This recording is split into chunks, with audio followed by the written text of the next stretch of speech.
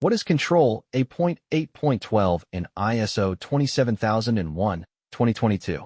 Sensitive data leaves organizations every day through emails, file transfers, cloud uploads, USB drives, and collaboration tools. Some of these flows are legitimate. Many are not. Without active controls to detect and prevent unauthorized data flows, organizations cannot know whether their most sensitive information is being shared with competitors, criminals, or regulators. Control A.8.12 is a new control in the 2022 revision that requires organizations to implement data leakage prevention measures. Let us explore what DLP is, how it works, and where it must be deployed. Let us understand how data leakage prevention technology works, where it is deployed, and what the organization must have in place before DLP can be effective. Data leakage prevention tools inspect data in motion, at rest, and in use, applying content-based rules to detect and block or alert on unauthorized transfer of sensitive information. Content inspection is the core capability of any DLP solution.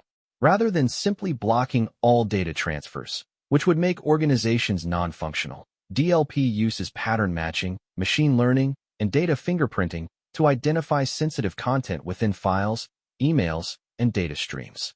Patterns can be configured to detect regular expressions matching credit card numbers, national insurance numbers, or passport numbers, keywords indicating classified or confidential documents, or specific file fingerprints that match known intellectual property. The quality of DLP is directly determined by the quality of the content inspection rules and the underlying data classification that tells the DLP engine which content is sensitive. Endpoint DLP controls data movement at the device level, the point closest to the user, and often the point of greatest risk for insider threat and accidental data loss.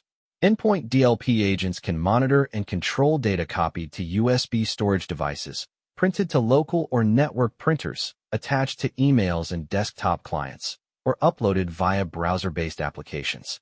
Because endpoint agents operate on the device itself, they can inspect encrypted content and apply controls even when the user is working offline. Configuring endpoint DLP requires careful tuning to avoid blocking legitimate workflows, and exceptions management must be governed to prevent the exception process from becoming a routine bypass mechanism. Network DLP monitors outbound traffic at the network perimeter and cloud egress points, inspecting email traffic, web uploads, FTP transfers, and other outbound data flows for sensitive content. Because network DLP can inspect traffic at scale without deploying agents on every device, it is particularly valuable for covering server-based data flows, unmanaged devices, and environments where endpoint agent deployment is not feasible.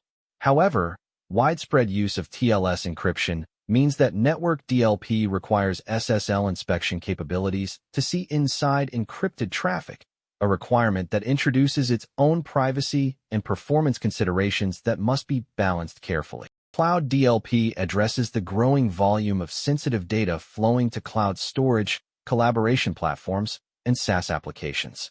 Many organizations find that employees routinely upload sensitive files to personal cloud storage accounts, share confidential documents via cloud collaboration tools, or store sensitive data in cloud environments without appropriate access controls.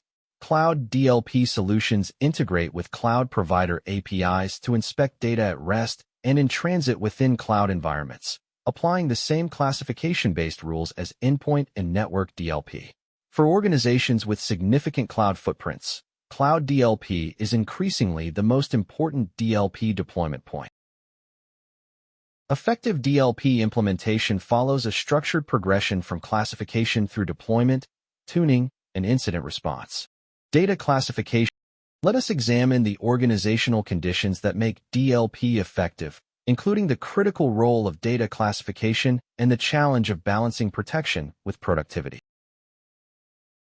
DLP effectiveness depends on data classification, rule quality, and a response process for handling alerts.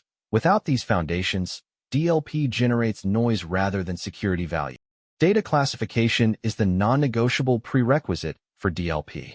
Organizations that attempt to implement DLP without a functioning data classification scheme will find their DLP rules are either too broad, blocking legitimate data flows, and generating unmanageable alert volumes, or too narrow, missing sensitive data that has not been formally classified.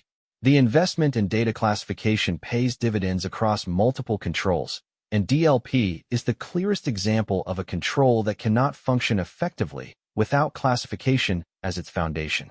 Control A.8.12 should be read in conjunction with the data classification requirements in other Annex A controls.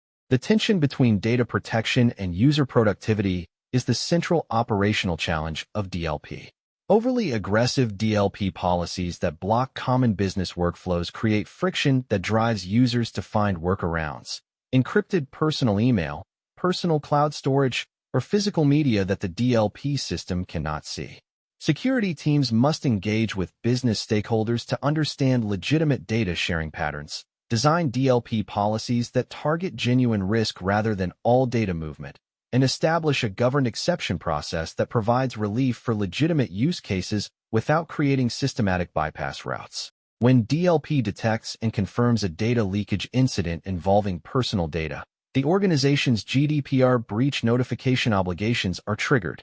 Article 33 of GDPR requires notification to the supervisory authority within 72 hours of becoming aware of a personal data breach, and Article 34 requires notification to affected individuals in certain circumstances. DLP incidents should be routed through the organization's incident response process with specific steps to assess the personal data content of any leaked data, evaluate the risk to data subjects, and make a timely, documented notification decision. The speed and quality of DLP alerting directly affects whether the organization can meet the 72-hour notification deadline.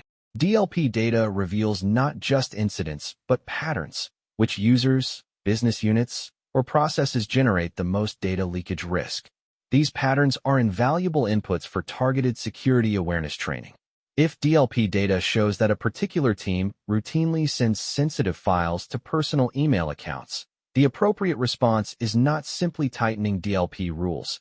It is understanding why those users are doing this, whether it reflects a legitimate workflow gap, and delivering targeted training that addresses the specific behavior and its risks. DLP-informed security awareness training is significantly more effective than generic training because it addresses actual rather than hypothetical risk behaviors. Let us consolidate the essential points from our exploration of Control A.8.12 Data Leakage Prevention.